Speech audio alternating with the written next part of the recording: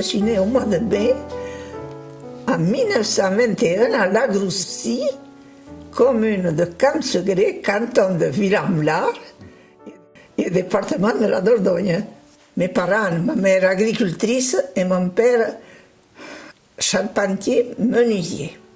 Il aurait fait de ses mains n'importe quoi pour vous faire une porte, pas un meuble, pas un meuble. Les cercueils.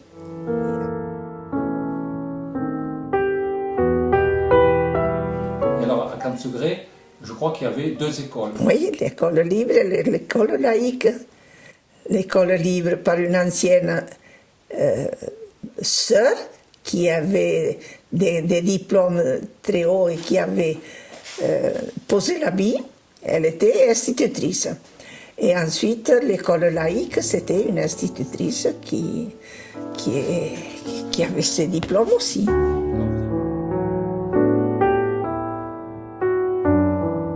Je l'ai passé comme tout le monde, mais j'ai fait comme ma copine de Villamlar, qui était d'une école libre aussi, et qui a été rayée comme moi. Et puis voilà, parce qu'on n'acceptait plus les écoles pour l'ORS. Vous savez, c'était en 1905, ça s'était passé, la séparation de l'Église et de l'État. Et c'était là que cette sœur, après avoir tous ses diplômes, avait posé l'habit. Et elle était partie institutrice. Il y en avait une pareille à Villamlar, et après il y en avait à Bergerac. Pourtant, vous étiez bon élève? Très, très bon élève. Le curé était venu dire à mon père qu'il fallait que je continue mes études parce que j'étais très forte. Et j'étais presque toujours première en tout et pour tout, sauf en rédaction. En rédaction, ça ne m'intéressait pas. Alors vous avez repassé votre certificat d'études?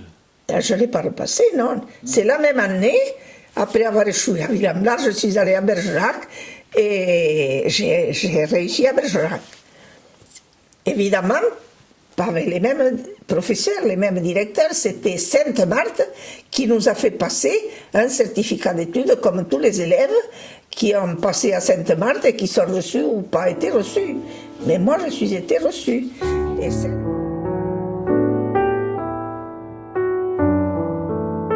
en 1936, donc là, ça doit être...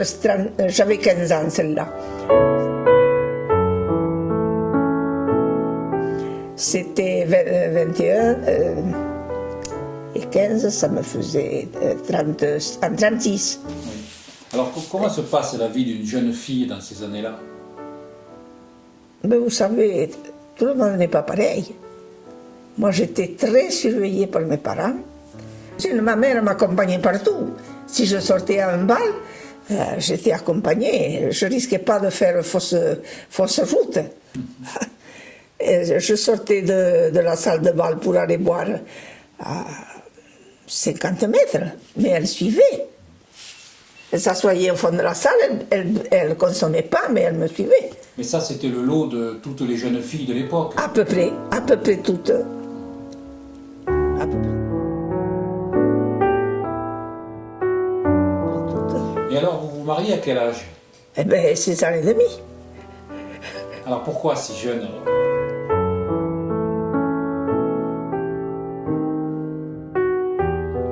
Eh bien, parce que les jeunes gens voulaient se marier. Mon mari voulait se marier, lui. Et alors, j'avais eu un jeune qui avait demandé à mes parents de me fréquenter plus tôt. Et puis mes parents ont dit que j'étais trop jeune, que j'avais que 15 ans. Et puis à 6 ans et demi, bon, mes parents n'ont rien dit. Ils ont dit, bon, mais si c'est ta vie, il y en a d'autres. Parce que j'ai une cousine, son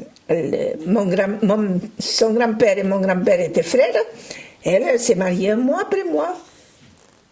Et mon autre cousine s'est mariée 6 mois après moi. Les filles de 20 ans, 25 ans n'existaient pas. Elles étaient mariées en famille. C'était la conséquence de la guerre? Ah oui, parce que la guerre de 14-18, vous savez, il y avait... le frère de mon père, ils étaient 3 décédés à la guerre. Ça en allait chercher ailleurs. Et ailleurs, le plus près voisin de chez nous, c'était pareil. Ils étaient mariés, mais il est décédé à la guerre. Alors après, le fils Il avait, voyons, mon mari avait 25 ans, et lui, il en avait 26 et demi. Et il s'est marié. Sa femme pouvait avoir peut-être pas loin de 20 ans quand même. Mais il a été la chercher en deçà de chez Aver.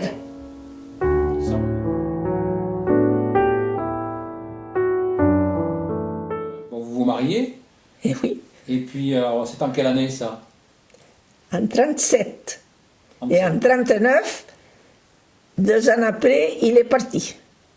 Et il est rentré le 23 avril 45. Donc vous êtes resté... Alors je suis restée tout le temps là avec ma belle-mère à trimer la galère comme n'importe quel homme. Et j'étais une gamine encore parce que... Il est parti pourquoi? Eh bien, mobilisé comme tous. Et ensuite, prisonnier. Et il y avait, je ne sais pas combien ils étaient de soldats dans la commune, mais ils étaient 19 prisonniers dans la commune de Morens. C'est énorme. Donc pendant 5 ans, vous ne le voyez pas? Si, il est parti le 3 septembre 39 et fin avril, il a eu 8 jours qu'il est descendu. Il est descendu de l'Alsace et le 8 mai, c'était fini. Si je ne me trompe pas dans la date.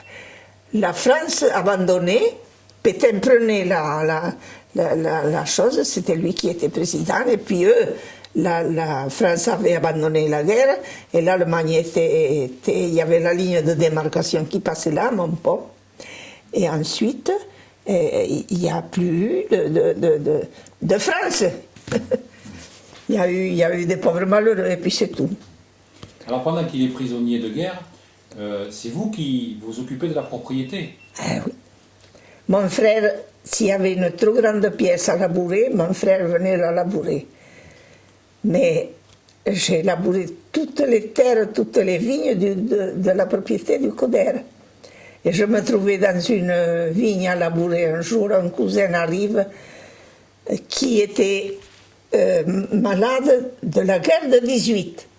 Alors il me dit, mais tu sais, ma pauvre, que tu n'y arriveras jamais. Mais j'ai dit, je le sais bien. J'avais plus envie de pleurer que de rire, mais j'ai dit, je sais bien que je ne peux plus y arriver. Il faut même que les bœufs soient très conscients de m'écouter.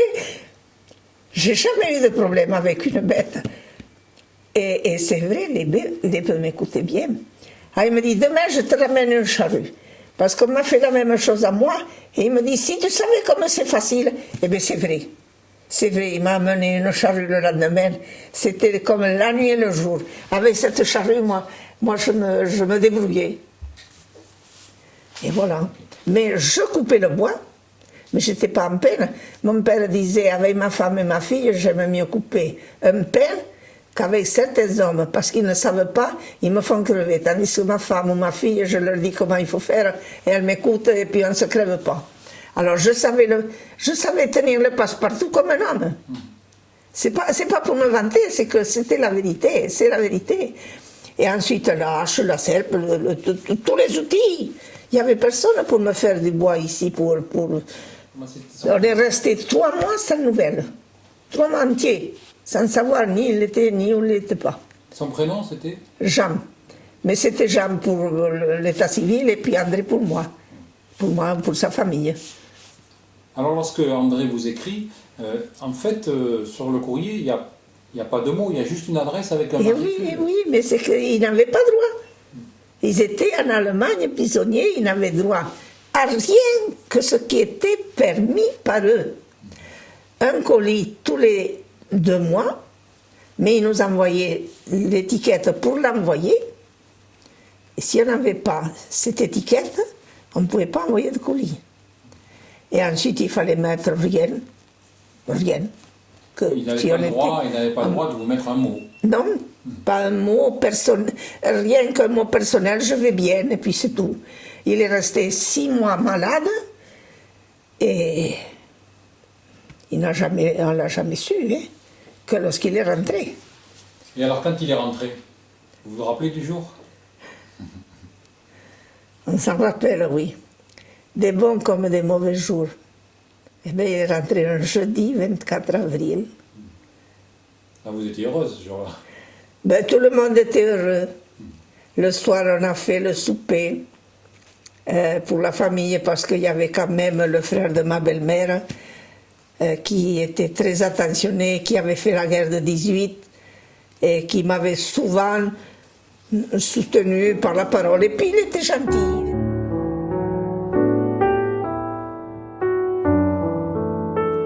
On mangeait tous les jours, 3 fois par jour, on mangeait la soupe. Et après, il y avait... Ici, on vivait bien. Mon père disait, quand je viens au Coder, il y a beaucoup à manger plus que chez nous, parce que chez nous, je réserve toujours les bons morceaux pour mes 2 petits, mes 2 frères qui étaient plus jeunes. Et ma belle-mère et moi, avec un cochon et demi, on avait quand même beaucoup à manger. Mettons plus que chez Cacam Segré, qu'on était 6 et qu'on tuait qu'un cochon. Après, il fallait se débrouiller, on mangeait beaucoup de légumes, d'œufs, des lapins, mais... Tout produit sur la ferme. Ah oui, oui. Et on n'allait pas tellement à Bergerac en vendre, parce qu'il fallait y aller à pied ou en vélo. Mais on a fait le marché après, avec mon mari, quand on a eu acheté une voiture, on a fait des légumes, on a fait des poireaux, on avait une terre là en bas au Vallon, à la fontaine. Alors, on lavait les poireaux, on les montait près, à emporter au marché, c'était commode.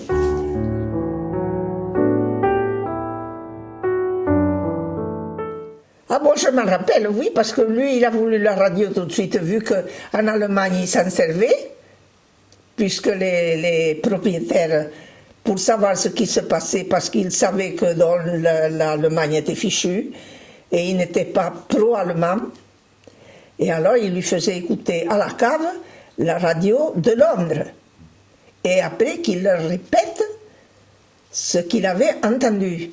Et alors, quand il est arrivé, il a dit, mais il faut en acheter une, parce que moi, tu sais, maintenant j'ai l'habitude, je veux savoir ce qui se passe, et je veux la radio. À plus de 40 à l'heure, le peloton restera longtemps compact. Est-ce que vous écoutiez le Tour de France à la radio? Ah oui, c'était des amateurs pour commencer au premier Tour de France. Et puis... c'était nouveau, ils avaient des petits casques en cuir, c'était surtout quand ils passaient à la montagne. Ou alors là, il y aurait eu ce qu'il y aurait eu à faire là, quand ils passaient à la montagne, il fallait qu'ils voient comment ça se passait. Mais mon frère... Ils allaient à la télévision, pardon. Comme, ils allaient voir la télévision. Non, on avait la télévision, on avait évidemment pas celle-là, mais on l'avait pour l'Ors.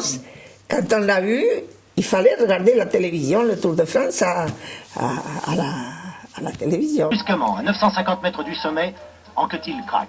Poulidor l'a vu. Parce que Poulidor, vous savez, c'était un homme de la contrée, c'était un homme d'ici. Il est venu à Bergerac, Poulidor.